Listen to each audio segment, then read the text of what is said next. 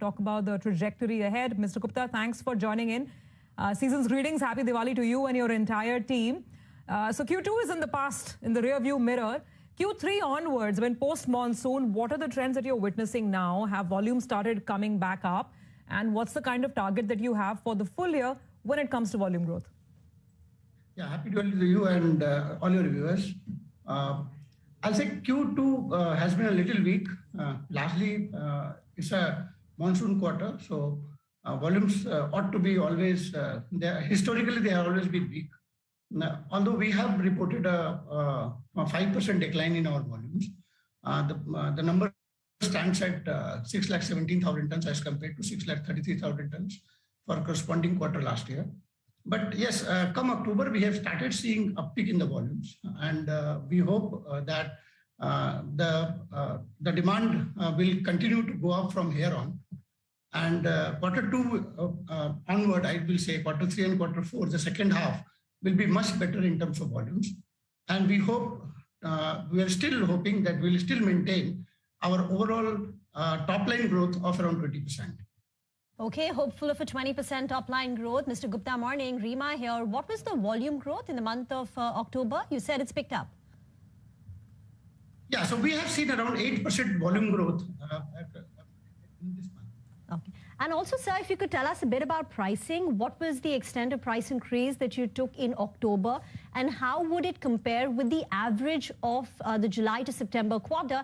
And do you think there is space to take another price hike post-Diwali? No, I think, the prices have actually gone up in the month of October. Northeast had actually seen an increase of around 6 to 7 rupees a bag.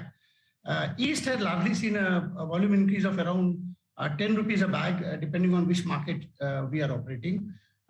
Yes, definitely we do expect the prices to firm up from post-Diwali and going forward, because as you understand that entire cement industry is actually reeling under a lot of cost pressures from coal cost increase, price increases, and also the fuel price increases. I think till such time the prices have moved up from here to at least 10 to 12%, it will be very difficult for the entire cement industry to handle this kind of cost pressure. So in order to pass on the cost, the prices has to move up at least around 10 to 12% and in coming months. All right, Mr. Gupta, thanks for that. This is Pavitra. I want to ask you about the Siliguri expanded unit. You know, it was commissioned in Jan of this year, but the ramp up did take some time. So can you tell us where things stand right now with respect to the capacity utilization of this, and also what is your guidance on the on capacity utilization from this unit?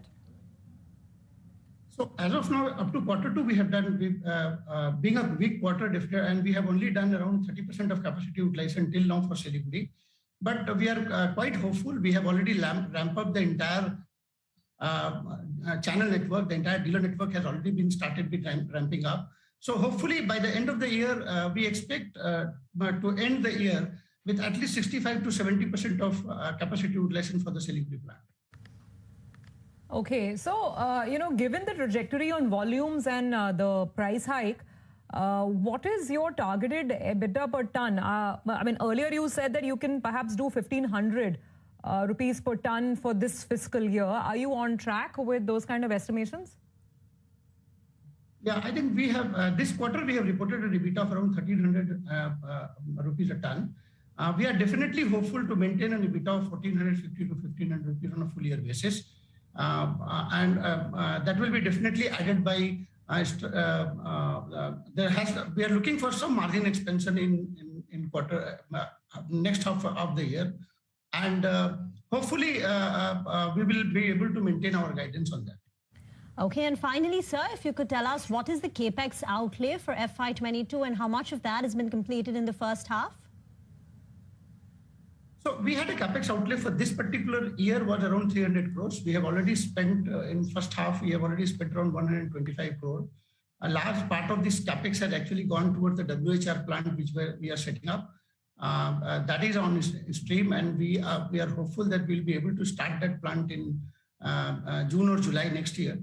And the balance capex had actually gone towards the 3 million ton expansion, which we are planning in Meghalaya.